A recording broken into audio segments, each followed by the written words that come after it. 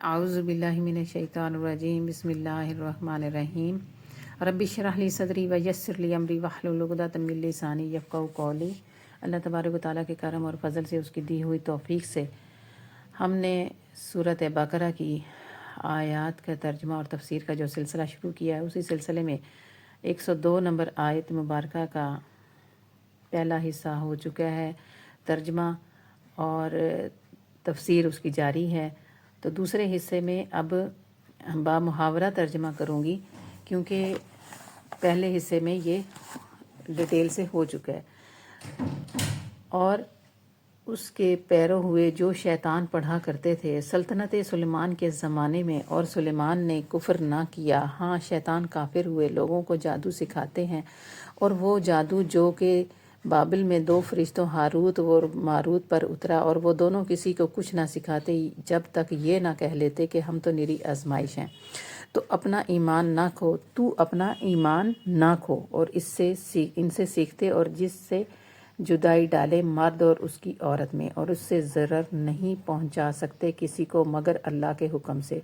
और वो सीखते हैं जो उन्हें नुकसान देगा, नफ़ा ना देगा, और वो बेशक ज़रूर उन्हें मालूम है कि जिसने ये सौदा लिया आखिरत में उसका कोई हिस्सा नहीं, और बेशक क्या बुरी चीज़ है कि जिसके बदले उन्होंने अपनी जानें बेचीं, किसी तरह उन्हें मालूम होता।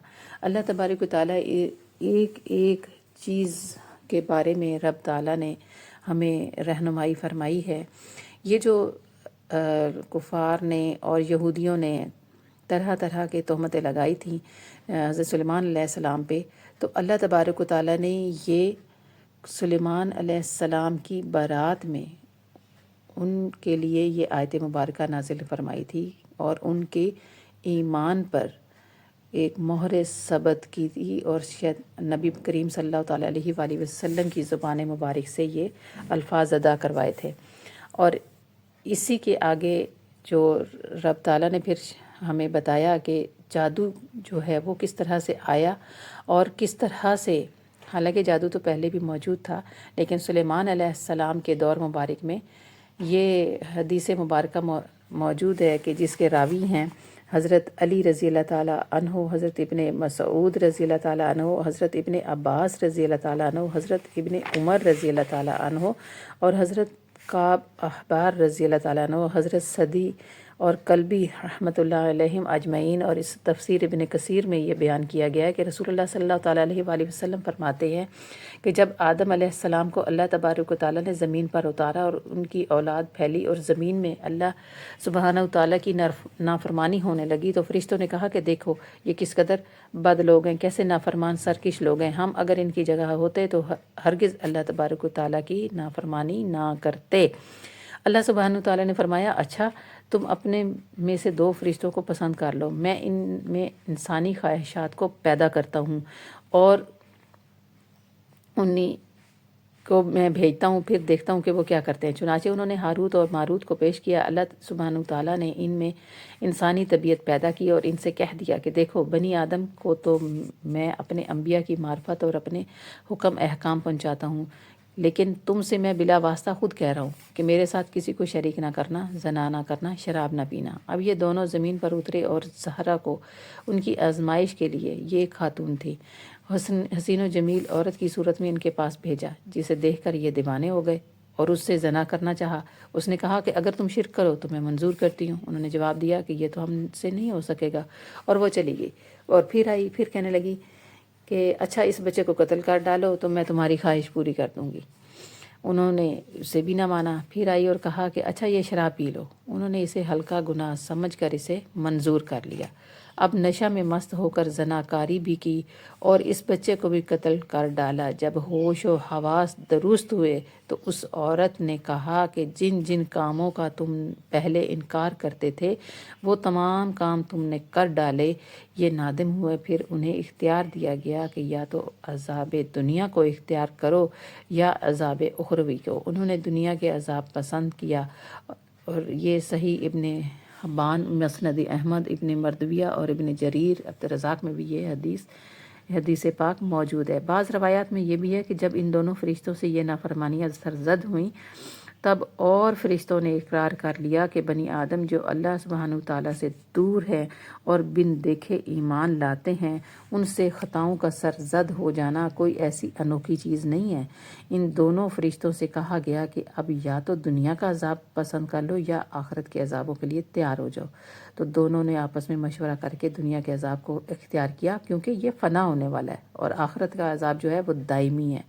تو چنانچہ انہیں کہا جاتا ہے کہ بابل میں ایک کنویں میں الٹا لٹکایا ہوا ہے اور وہاں پر وہ عذاب کی حالت میں ہیں۔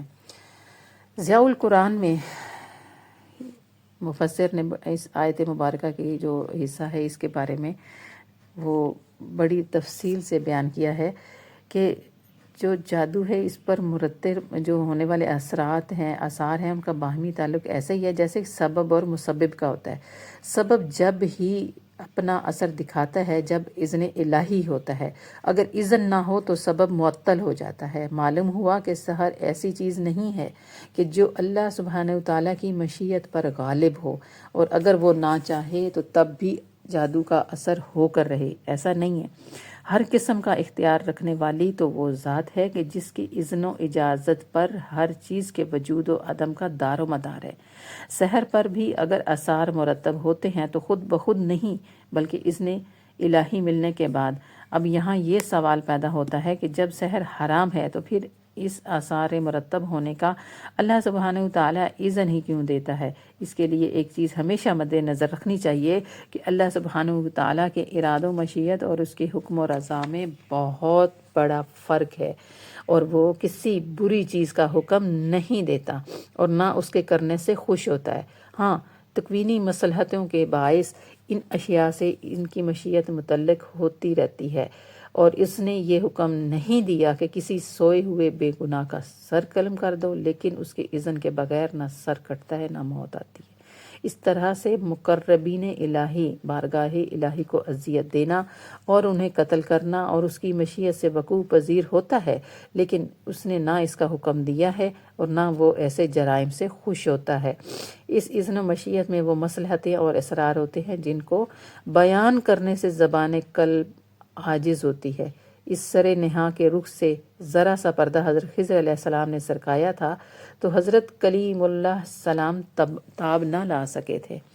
تو یہ وہ چیز ہے، وہ باریکی ہے اس آیت مبارکہ میں جو بیان کی گئی ہے، یہ وہ باریکی ہے کہ جس کو سمجھنا ہر کسی کے بس کی بات نہیں ہے۔ تو اللہ تبارک و تعالیٰ سے دعا ہے کہ رب تعالیٰ